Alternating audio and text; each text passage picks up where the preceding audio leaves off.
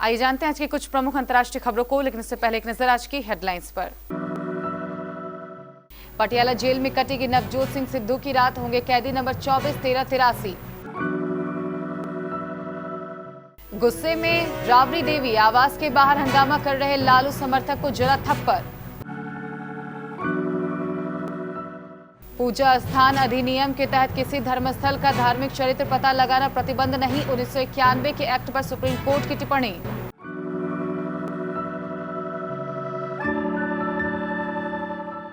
Delhi NCR में बारिश और आंधी, रक्षा मंत्री की फ्लाइट सहित 11 विमान किए गए डाइवर्ट।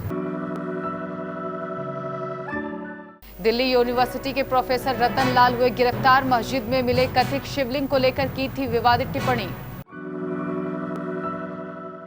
पीएम के रूप में नरेंद्र मोदी पहली पसंद, सर्वे में आसपास भी नहीं है राहुल गांधी और सीएम केजरीवाल। भारत ने कहा जम्मू कश्मीर लद्दाख हमारा हिस्सा थे और रहेंगे, आतंकवाद खत्म करने में मदद करे पाक। मोइन पर भारी अश्विनी की पारी, चेन्नई पर जीत के साथ शीर्ष में 2 राजस्थान रॉयल्स। धोनी बोले अगला सीजन खेलूंगा, सीएसके फैंस को चेन्नई में जाकर थैंक्स कहना जरूरी।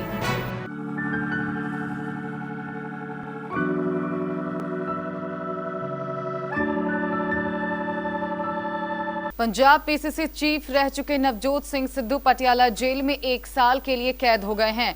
जेल प्रशासन ने उन्हें अन्य कैदियों की तरह एक नंबर दिया है। जेल में रह रहे कैदी को उनके नाम नहीं, कैदी संख्या के लिए जाना जाता है।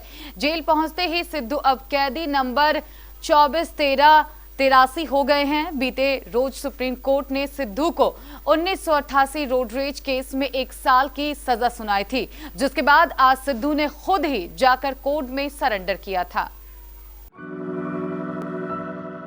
बिहार के पूर्व सीएम और राजद सुप्रीमो लालू प्रसाद यादव के पटना स्थित राबड़ी आवास पर करीब 13 घंटे तक चली छापेमारी अब खत्म हो गई है। छापेमारी के बाद सीबीआई के अधिकारी राबड़ी आवास के बाहर निकले तो पहले से मौजूद आरजेडी कार्यकर्ताओं ने सीबीआई की गाड़ी पर हमला बोल दिया। राबड़ी आवास से बाहर निकलते ही आरजेडी कार्यकर्ताओं ने जमकर सीबीआई के खिलाफ नारेबाजी की। पुलिस बल ने मुश्किल से सीबीआई अधिकारियों को बचाते हुए गाड़ी के अंदर बिठाया और बाहर निकला। सुप्रीम कोर्ट ने शुक्रवार को कहा कि पूजा स्थल अधिनियम 1991 के तहत किसी पूजा स्थल के धार्मिक चरित्र पर पता लगाना प्रतिबंध नहीं है। न्यायमूर्ति डीवाई चंद्रचूड़, न्यायमूर्ति सूर्यकांत और न्यायमूर्ति पीएस नरसिम्हा की पीठ ने ज्ञानव्यापी मस्जिद विवाद की 1 घंटे की सुनवाई के दौरान महत्वपूर्ण टिप्पणी की। उन्होंने कहा कि इसने 2019 के अयोध्या फैसले में पूजा स्थल अधिनियम के प्रावधानों पर गौर किया है तथा धारा 3 पूजा स्थल धार्मिक चरित्र सुनिश्चित करने पर स्पष्ट तौर पर रोक नहीं लगाती है।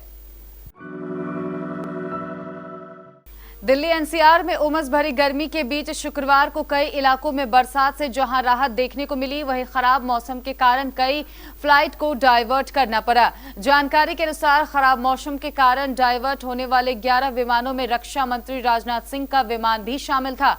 गौरतलब है कि राजधानी में शुक्रवार शाम बादलों की गड़गड़ाहट के बीच बारिश ने दस्तक दी। गुरुग्राम और नोएडा के कई इलाकों में पहले ही बारिश ने मौसम को खुशनुमा बना दिया था। बारिश से तापमान में भी तेज गिरावट आई। दिल्ली में पिछले कुछ दिनों में तापमान 45 से 46 डिग्री सेल्सियस तक पहुंच गया था। इस कारण लू के थपेरों के साथ उमस ने लोगों का जीना मुहाल कर रखा था। वाराणसी के ज्ञानव्यापी मस्जिद में कथित तौर पर शिवलिंग जैसी संरचना मिलने पर दिल्ली यूनिवर्सिटी के प्रोफेसर रतन लाल ने सोशल मीडिया पर एक विवादित पोस्ट किया था, जिसे लेकर अब दिल्ली पुलिस ने उन्हें शुक्रवार की रात गिरफ्तार कर लिया। बताया जा रहा है कि दिल्ली यूनिवर्सिटी के प्रोफेसर रतन लाल के खिलाफ नॉर्थ डिस्ट्रिक्ट के साइबर सेल में एफआईआर दर्ज कराई गई थी। 4 राज्यों और एक केंद्र शासित प्रदेश में चुनाव के 1 साल बाद भी जमानत के बीच नरेंद्र मोदी प्रधानमंत्री पद के लिए पसंदीदा चेहरा बने हुए हैं। दूसरी ओर राहुल गांधी और दिल्ली के मुख्यमंत्री अरविंद केजरीवाल पीएम मोदी से काफी पीछे हैं। यह 4 राज्य असम, पश्चिम बंगाल, तमिलनाडु और केरल और केंद्र शासित प्रदेश पुडुचेरी में आईएएनएस की ओर से वोटर द्वारा किए गए एक विशेष सर्वेक्षण के दौरान सामने आया है, जहां 2021 में विधानसभा चुनाव हुए थे। भारत ने शुक्रवार को पाकिस्तान को जम्मू कश्मीर पर दिए गए बयान को लेकर फटकार लगाई। संयुक्त राष्ट्र में भारत के स्थायी मिशन के काउंसलर राजेश परिहार ने पाकिस्तान के विदेश मंत्री बिलावल भुट्टो जरदारी द्वारा लगाए गए आरोपों को गलत बताया। राजेश परिहार ने कहा कि जम्मू कश्मीर और लद्दाख भारत का एक अभिन्न हिस्सा है और रहेंगे। इसमें वे क्षेत्र भी शामिल है जो पाकिस्तान के कब्जे में है। इसमें कोई भी देश इनकार नहीं कर सकता है। पाकिस्तान हमारी मदद करना चाहता है तो वह स्टेट स्पॉन्सर्ड आतंकवाद को रोकने में योगदान दे सकता है। इसके अलावा जरदारी की किसी बात का हमारे लिए कोई महत्व नहीं है, हम इसका तिरस्कार करते हैं।